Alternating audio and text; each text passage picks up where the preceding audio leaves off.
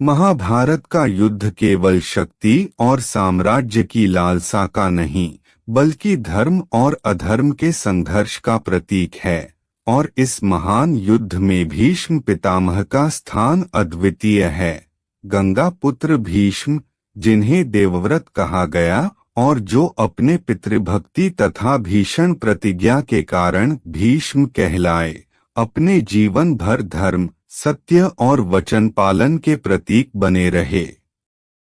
उनका जन्म ही अद्भुत था। गंगा ने 8 वसुओं को ऋषि वशिष्ठ के श्राप से मुक्त करने के लिए शांतनु से विवाह किया था और 7 पुत्रों को नदी में बहा दिया था, पर 8वें पुत्र देवव्रत को जीवित रखकर देवताओं के बीच शिक्षित किया।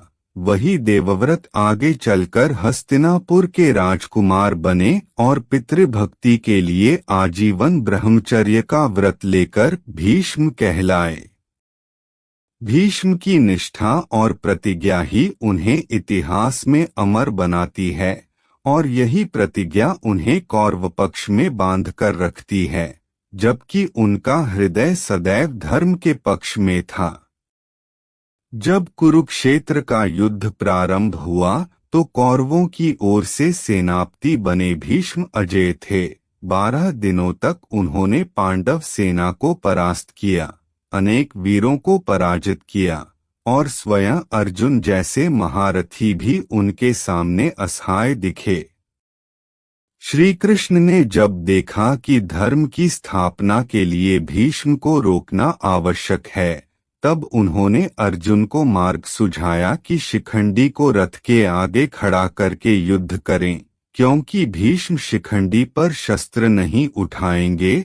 शिखंडी पूर्व जन्म में अम्बा थीं, जिन्हें भीष्म ने अस्वीकार किया था और जिन्होंने प्रतिज्ञा की थी कि वे ही भीष्म के वध का कारण बनेंगी। 13वें दिन अर्जुन ने शिखंडी की आड़ में खड़े होकर भीष्म पर बाणों की वर्षा की और उनके असंख्य बाण शरीर को छलनी कर गए। भीष्म भूमि पर गिरे, किंतु बाणों पर टिके हुए, उनका शरीर धरती को स्पर्श तक न कर सका।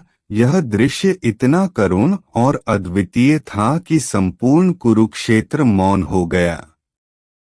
भीष्म ने घोषणा की कि वे इच्छा मृत्यु का वर प्राप्त हैं और उत्तरायण काल आने तक अपने प्राण नहीं त्यागेंगे।